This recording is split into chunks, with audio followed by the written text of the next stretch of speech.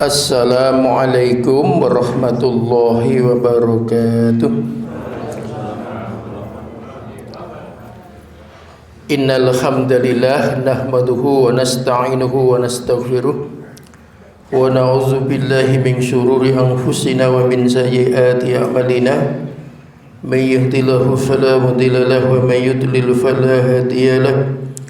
Asyhadu an la ilaha illallah wahdahu la syarika lah wa asyhadu anna Muhammadan abduhu wa rasuluhu la nabiyya ba'dah. Allahumma sholli ala Muhammadin wa ala alihi wa sahbihi ajma'in. Amma ba'du. Ibu-ibu saha bapak jamaah pengausan jamaah salat subuh Masjid An-Nur Gundang Legi Sari Harjo Ngaglik yang kami hormati. Alhamdulillahirabbil alamin, pada kesempatan pagi hari ini kita masih diberikan kekuatan di hari yang ke-18. Jadi tahu-tahu sudah akan selesai puasa kita. Ada sebuah konsep ya di Kabupaten Sleman ini yang dipakai untuk dalam rangka meningkatkan sebuah keluarga yang kalau dulu disebut keluarga sakinah ya, sekarang juga ada namanya keluarga sembada ya.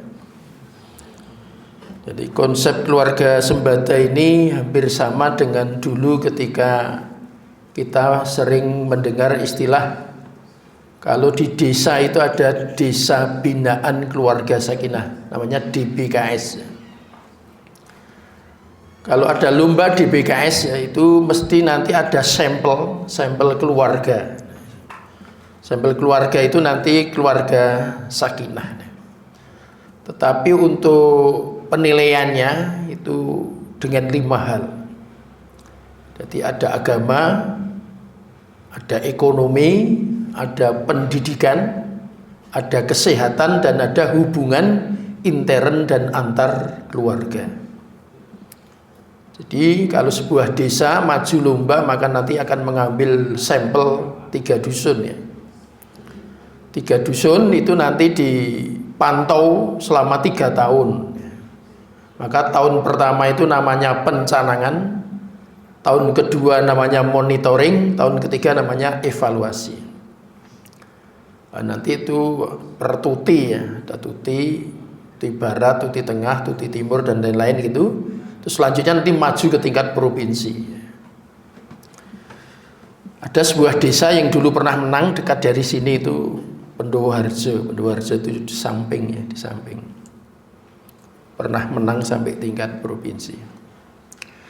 Ibu-ibu serta yang hormati, bagaimana cara penilaiannya? Jadi masyarakat itu kita data, lantas kita cek. Kalau agama itu yang diteliti ya sampai kepada sholat atau belum. Kalau belum sholat maka tahun ketiga nanti harus sholat. Maka sampai 3 tahun itu ada pendekatan dari sisi agama supaya nanti sholat. Oh ini kurang kaya ya, zakat belum. Oh belum zakat, berarti nanti ditarget tahun ketiga zakat. Oh ini belum bisa baca Quran. Makanya kalau belum bisa baca Quran ada gerakan 2 tahun harapannya bisa baca Al-Quran, dan itu dipantau oleh tim sampai tahun pertama, tahun kedua, tahun ketiga. Dari sisi kesehatan, kesehatan ini harus sesuai dengan syariah Islam. Sebagai contoh, kalau dia sakit periksanya kemana? Jadi nanti ada spontanitasnya. Pun nate gerah, nate sakit napa nggih? Sakit meripat. Riyen nalika sakit meripat lajeng prisoton pundi? Walah gandeng le lara niku rebuwake nggih. Kula sowan dukun. Ha nek iki beda niki.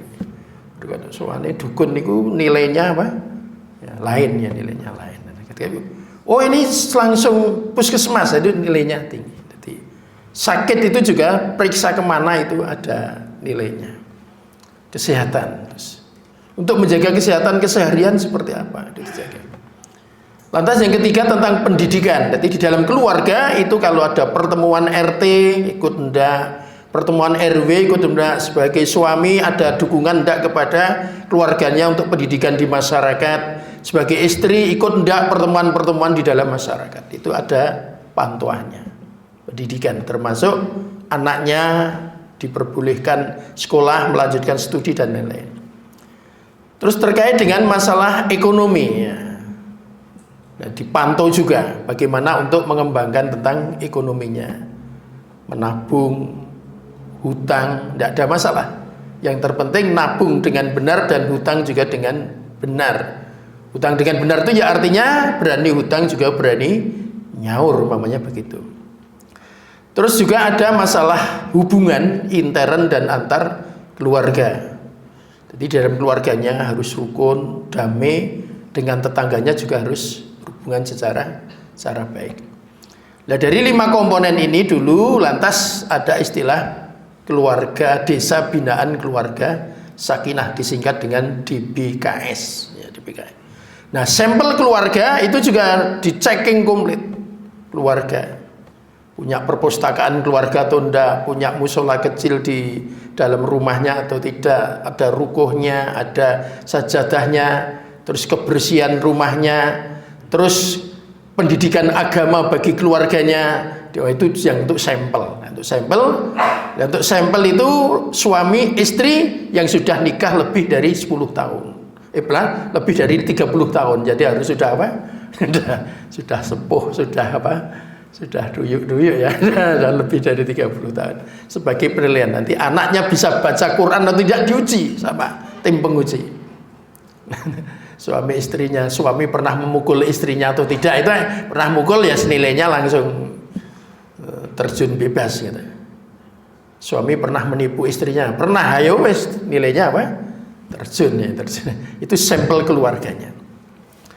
Ibu-ibu, bapak beserta saudara sekalian yang kami hormati, nah sekarang akan ada lomba lagi, namanya keluarga sembada. Itu dan teman saya ini diajukan untuk menjadi salah satu nominator ikut lomba Sleman keluarga sembada.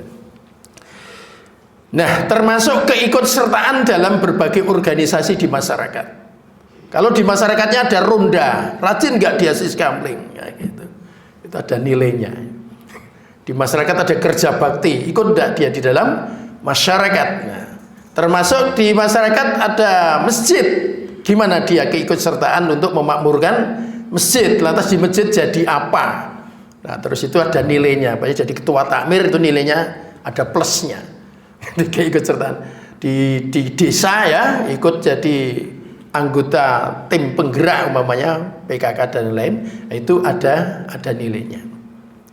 Ibu-ibu, bapak yang kami hormati, di dalam keluarga sembada ini nanti yang paling kuat nanti akan ada penilaian adalah ketika seorang kepala keluarga itu dalam mengembangkan kehidupan keluarganya itu berdasarkan satu sikap atau perilaku yang bisa menempatkan istri dan anak-anaknya itu secara adil.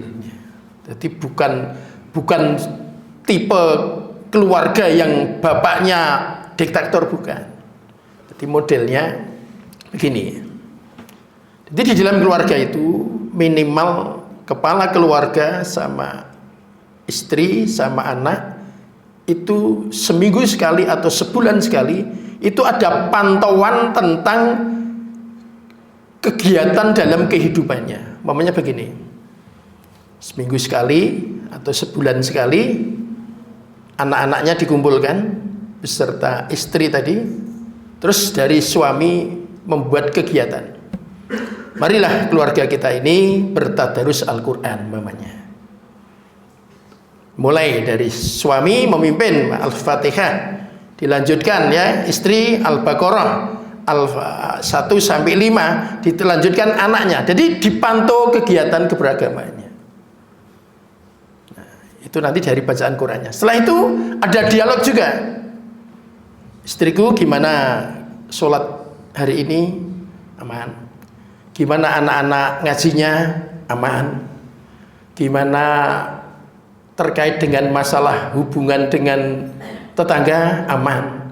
Gimana tentang ekonomi kita aman? Bayar SPP anak aman? Gimana terkait dengan masalah kesehatan keluarga kita bagus? Kalau tiba-tiba ada yang sakit ditanya juga, sudah periksakah? Nah, itu sudah, itu ada.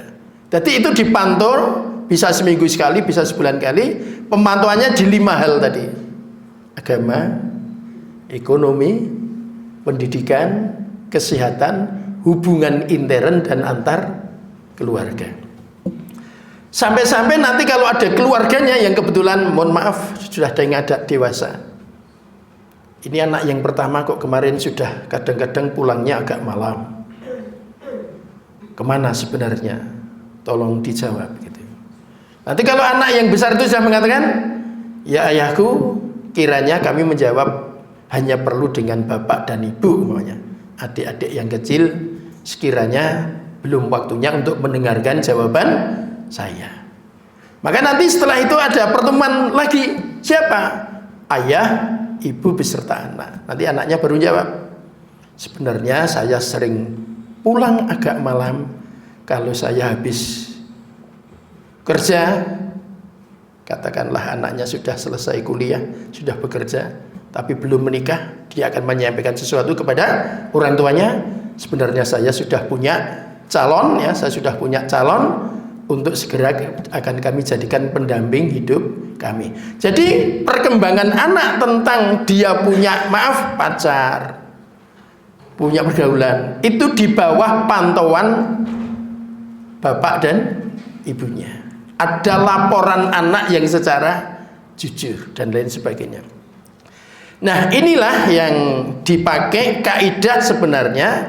Kalau dulu Sayyidina Ali, mohon maaf, Sayyidina Ali itu walaupun dulu ketika Ali menjawab itu atas problem masyarakat itu sangat terkait dengan masalah politik dan lain-lain, ya.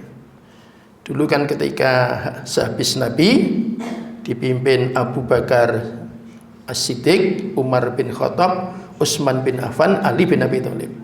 Ketika dipimpin Ali bin Abi Thalib kan pernah terjadi beberapa usulan dari masyarakat, wahai Ali, ketika dulu dipimpin oleh Abu Bakar begini, Umar begini, Utsman begini, kok engkau sekarang, Utsman begini, kok engkau sekarang memimpin kok banyak orang yang protes dan lain-lain. Apa dulu jawab Ali bin Abi Thalib? Al-haqqu bila nidhamin yaghlibuhul batil binidam. Sesuatu yang hak, sesuatu yang bagus, itu kalau dikoordinir secara baik, ya, itu akan mengalahkan barang yang batal. Tetapi kalau al-haqqu bila nidhamin, tetapi kalau barang yang hak tidak dikoordinir dengan baik, itu akan diporak-porandakan oleh barang yang batal tetapi terorganisir secara baik. Kita punya Islam ini kalau sering dimusyawarahkan, sering dirembuk, sering didiskusikan, insya Allah mampu mengalahkan yang batal-batal. Tetapi Islam yang kita miliki ini kalau kita tidak pernah berembuk, tidak pernah musyawarah, seleleh luweh kono-kono karepmu, ya bisa diporak-porandakan. Termasuk keluarga kita. Keluarga kita mungkin dulu start nikahnya bagus, tetapi kalau di dalam perjalanan lantas suami tidak memperhatikan istri, istri tidak memperhatikan suami, suami istri tidak memperhatikan anak, anak tidak memperhatikan orang tua, maka sebuah keluarga itu bisa porak-poranda. Untuk itu harus di-manage dengan baik. Kalau kita bicara tentang manajemen, berarti nanti akan muncul istilah planning, organizing, actuating, dan controlling. Jadi sebuah keluarga itu ternyata juga harus direncanakan. Setelah direncanakan harus diorganisir. Ada rembugan, ada diskusi. Tapi ya tidak hanya diskusi terus, harus ada actionnya. Nah, action itu apa ya? Kalau suami yang memberi contoh ke masjid jamaah, suami memberikan contoh teladan di masyarakat, rajin ronda umpamanya, suami memberikan contoh kejujuran di hadapan istri dan anak, anaknya itu namanya action. Istri juga begitu, tunjukkan sebagai seorang istri yang taat kepada suaminya, hormat pada suami, taat kepada suami, merawat untuk suami, sedap dipandang suami, itu namanya action. Anak-anak juga action. Bagaimana? Anak-anak menjadi anak-anak yang selalu taat kepada kedua orang tuanya, juga anak-anak yang selalu mengembangkan kehidupan keberagamaannya secara bagus, anak-anak yang selalu jujur dalam penggunaan uang kepada orang tuanya. Jadi actuating action. Tapi juga tidak boleh lantas tidak mau dikoreksi. Kalau memang dalam kehidupan keluarga ada sesuatu yang kurang bagus, nanti ada controlling, ada evaluasi. Artinya gimana? Di dalam diskusi keluarga, apabila terjadi saling koreksi, itu harus siap menerima. Mamanya begini, seorang bapak, wahai anakku, tolong kalau engkau pulang dari sekolah, usahakan jangan mampir-mampir, langsung pulang ke rumah.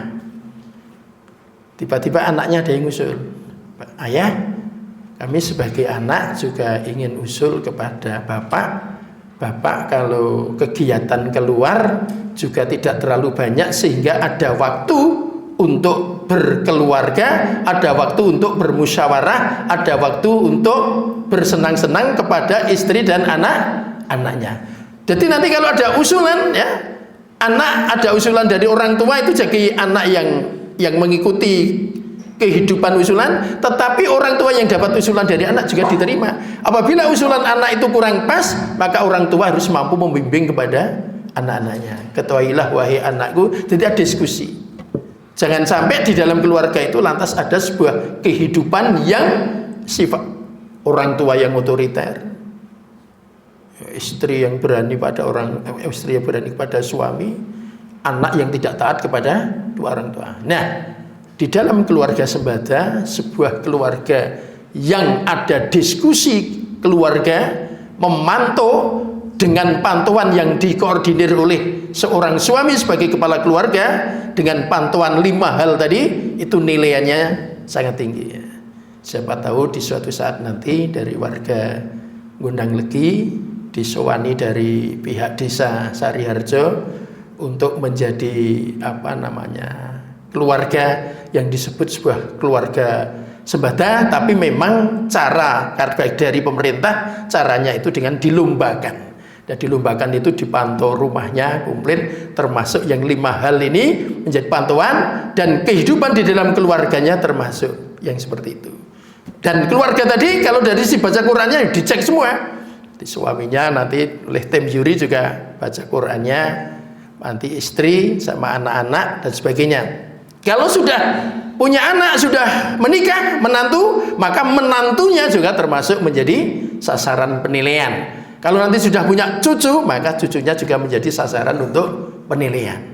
Jadi inilah sebuah cara dari pemerintah supaya sebuah masyarakat itu, dan keluarga Sembadatian ya sebagai sampel, sebagai contoh. Nah, kita semua bapak-bapak serta ibu-ibu yang kami hormati, kalau sampai di dalam kehidupan beribadah di masjid, nanti kehidupan di dalam bermasyarakat, itu sampai nanti ya sinergi antara kehidupan di masjid dengan kehidupan di masyarakat, ya kita mungkin pernah mendengar istilah tauhid sosial, tauhid sosial. Jadi keyakinan tentang kehidupan beragama di masjid itu harus bisa diimplementasikan dalam kehidupan bermasyarakat. Sebagai contoh, yo rajin sholat, ya. Kalau di dalam sholat itu ada dalil innas sholata tanha anil faksya'i wal munkar, maka orang yang rajin sholat itu diharapkan juga di masyarakatnya dikenal sebagai orang-orang yang berbuat baik, tidak berbuat mungkar. Jadi nanti jangan sampai ada istilah yo nek ngajine sregep, ning nek ngelek-elek tanggane iki yo kok yo padha sregepe, kita tidak boleh ya. Jadi kalau sudah yo ngajine sregep, salatnya bagus, ya di masyarakat harus berusaha mencegah hal-hal seperti itu. Atau sebaliknya, kalau sudah bermasyarakat secara bagus, ya jangan terus saking sibuknya bermasyarakat tidak sempat ke masjid. Jadi dua-duanya itu harus disempatkan. Sebagaimana Al-Quran mengatakan, "Duribas alaihimuz zillatu aina masukifu illa bihabli minallah wa habli minanas." Jadi nanti keluarga Sembada itu akhirnya, endingnya adalah manusia yang hubungannya kepada Allah bagus, tetapi bermasyarakatnya juga bagus. Tidak boleh beribadah kepada Allah maksimal sehingga tidak kober bermasyarakat, atau sebaliknya bermasyarakatnya luar biasa tetapi lantas tidak sempat untuk berangkat ke masjid. Jadi dua-duanya harus ada keseimbangan. Dan maka dari itu Bapak serta Ibu yang hormati, sedikit informasi yang sekarang kebetulan di Kabupaten Sleman akan ada lomba namanya Keluarga Sembada. Kita nanti kalau mungkin ngaglik, mungkin siapa, oh itu apa tuh, itu seperti itu, komponen-komponennya seperti itu.